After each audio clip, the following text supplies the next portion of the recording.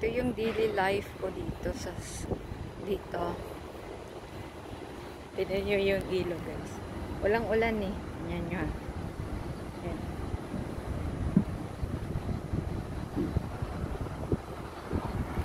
From Monday to Saturday. Ito yung ano ko. Pinadaanan ko. Kaya nakikita ko. Wala dito. Tubig-tubig siya. So last 3 days ago ba yun? Binidyo ko kasi wala. Wala oh, linis oh. Alam mo, mga ibon lang naglalakad-lakad. Siguro catching sila ng mga maliliit na fish para sa food nila. Ito yung daily life ko. Since pala nung nagtrabaho ako ng mga American people doon sa previous ko na nag-relocate sila sa Germany.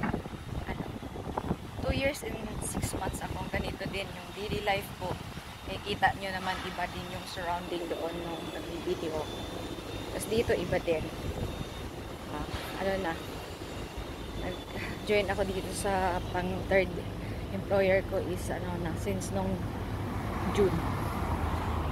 So, 6 months ago. 6 months na din. Ay, dito araw-araw ko malabas ako sa ano, sa tanghali, hapon, ganun.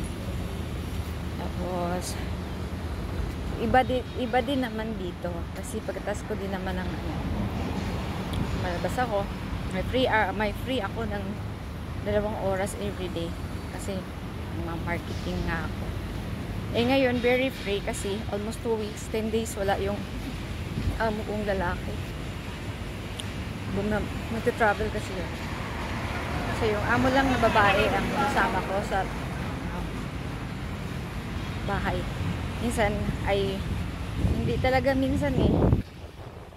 Mostly hindi siya nagpapaluto. So ngayon hindi nga siya nagpapaluto ng dinner. So wala. Ang trabaho ko lang is cleaning. Tapos mag-cook sa dog. Yan siya. Lalabas na ako ng mga bandang. Ayan, lumabas ako 2 o'clock na. Kasi wala man akong dinner, kaya pabanjing-banjing lang. Walang pa dinner, di ba ang magluluto. Yun. Kaya pauwi na rin ako. Wala rin akong gagawin pag uwi ko doon sa bahay. Upo lang. Ayun. Yan yun. Ito yung ano ko. Daily routine.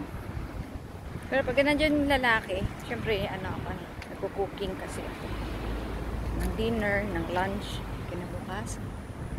Ayan, uwi na ako. Bye-bye.